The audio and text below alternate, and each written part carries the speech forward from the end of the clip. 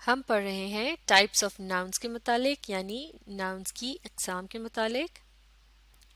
اس video میں ہم پڑھیں گے ناؤنس کی دو مختلف اقسام کے متعلق۔ پہلی قسم ہے کاؤنٹیبل ناؤن، جبکہ دوسری قسم ہے انکاؤنٹیبل ناؤن۔ کاؤنٹیبل کا مطلب ہوتا ہے وہ چیز جسے گنا جا سکے۔ مثال کے طور پر اگر ہمیں صرف ایک ڈبہ دکھائی دے رہا ہو تو ہم کہہ سکتے ہیں یہ ایک باکس ہے، لیکن اگر ہمارے پاس یا ہمارے سامنے دو باکسز رکھے ہوں تو ہم کہیں گے یہ دو ڈبے ہیں۔ اسی طرح سے صرف ایک بلی ہو تو اسے کیٹ کہا جاتا ہے، جبکہ ایک سے زیادہ ہوں تو انہیں گنا بھی جا سکتا ہے اور انہیں کیٹس کہتے ہیں۔ اسی طرح سے دوسری بہت سی چیزیں جو ہمارے ارد گرد نظر آتی ہیں، مثال کے طور پہ چیئر، ٹیبل وغیرہ، تو ان کو بھی گنا جا سکتا ہے اور ان کے واحد سے جمع بھی بنائے جا سکتے ہیں۔ تو کاؤنٹیبل ناؤن کی یہ پہچان ہوتی ہے کہ ان کے سنگولر اور پلورل بھی ہوتے ہیں، یعنی یہ واحد یعنی سنگولر بھی کہلائے جا سکتے ہیں، اور اس کے علاوہ جب یہ تعداد میں ایک سے زیادہ ہوں تو انہیں پلورل کہا جاتا ہے۔ لیکن ان کے مقابلے میں انکاؤنٹیبل ناؤن جو ہوتے ہیں انہیں گنا نہیں جا سکتا، جیسا کہ انکاؤنٹیبل کا مطلب ہوتا ہے وہ چیز جسے گنا نہ جا سکے۔ مثال کے طور پر ان الفاظ کو دیکھتے ہیں۔ پہلا لفظ ہے ملک یعنی دودھ، اس کے بعد ہے بریڈ یعنی ڈبل روٹی، اور پھر ہے لفظ جوس یعنی رس، اور پھر ہے لفظ سینڈ یعنی ریت۔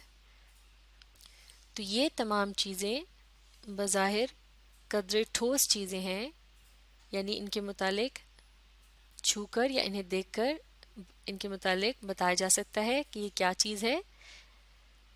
لیکن کیا دودھ، ڈبل روٹی، رس یا ریت کو گنا جا سکتا ہے؟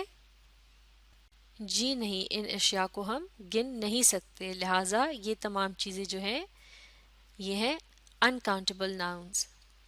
اسی طرح سے رائس یعنی چاول اور واٹر یعنی پانی، یہ بھی انکاؤنٹیبل ناؤن کہلائے جائیں گے۔ لیکن ان اشیاء کو صرف تب گنا جا سکتا ہے جب وہ کسی دوسری چیز کے اندر موجود ہوں جس میں انہیں محفوظ کیا گیا ہو، یعنی انہیں رکھا گیا ہو۔ جیسے کہ اگر ایک گلاس کے اندر دودھ پڑا ہو تو ہم کہیں گے a glass of milk، یعنی دودھ کا ایک گلاس۔ اسی طرح سے اگر ہمارے سامنے دودھ کے دو گلاس رکھے ہوں تو ہم کہیں گے 2 glasses of milk، یعنی دودھ کے دو گلاس۔ تو اب اس طرح سے گلاسز کو تو گنا جا سکتا ہے، لہٰذا یہ ہوں گے کاؤنٹیبل ناؤن، لیکن لفظ ملک کو اگر الگ سے دیکھا جائے یعنی دودھ، تو اسے گنا نہیں جا سکتا، لہٰذا یہ ہے انکاؤنٹیبل ناؤن۔ اسی طرح سے بریڈ یعنی ڈبل روٹی، یہ بذات خود تو انکاؤنٹیبل ناؤن ہے، لیکن اگر ہم ڈبل روٹی کا صرف ایک ٹکڑا کاٹ کر الگ سے رکھیں تو وہ کہلایا جائے گا a slice of bread۔ اسی طرح سے اگر ایک اور ٹکڑا لیا جائے تو وہ 2 سلائسز ہو جائیں گے۔ تو اس طرح سے سلائس یعنی ٹکڑے کی شکل میں ڈبل روٹی کو گنا جا سکتا ہے۔ اسی طرح سے کسی بھی مشروب، پانی یا رس وغیرہ کو بھی گنا نہیں جا سکتا، لہٰذا یہ کیا ہے؟ یہ ہے انکاؤنٹیبل ناؤن۔ لیکن اگر جوس کسی جگ میں رکھا ہو تو پھر ہم کہیں گے a jug full of juice۔ اگر وہ جگ جوس سے بھرا ہوا ہو تو ہم کہیں گے a jug full of juice، یعنی کسی بھی رس سے بھرا ہوا ایک جگ۔ تو جگ کیا ہے؟ یہ ایک ٹھوس چیز ہے اور اس کا پلورل بھی ہو سکتا ہے، جیسے جگ کا پلورل ہے جگز، اس کا مطلب ہوا کہ اسے گنا جا سکتا ہے، تو جگ جو ہے یہ کاؤنٹیبل ہے۔ اسی طرح سے اگلا لفظ ہے سینڈ یعنی ریت۔ रेत को गिना नहीं जा सकता, लिहाजा ये भी अनकाउंटेबल नाउन है। लेकिन अगर ये किसी बैग में पड़ी हुई हो, रखी हुई हो, जैसे कि अगर हमारे सामने 2 बैग मौजूद हों तो हम कहेंगे 2 bags ऑफ सैंड। तो अब बैग्स को गिना जा सकता है, लिहाजा बैग्स हैं काउंटेबल नाउन। इसी तरह से अगर किसी जगह रेत का एक ढेर हो तो उसे भी गिना जा सकता है, यानी अगर रेत के 2 ढेर हों तो हम कहेंगे 2 piles ऑफ सैंड। ढेर को कहते हैं पाइल।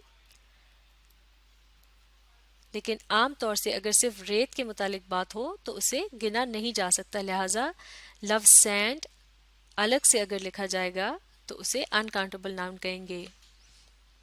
तो काउंटेबल नाउन क्या होते हैं?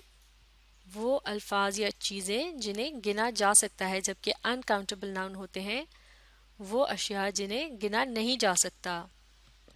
तो अब आप काउंटेबल नाउन और अनकाउंटेबल नाउन को अच्छी तरह से समझने के लिए इस वीडियो को रीप्ले कीजिए और इसके साथ साथ पढ़ने और समझने की कोशिश जारी रखिए।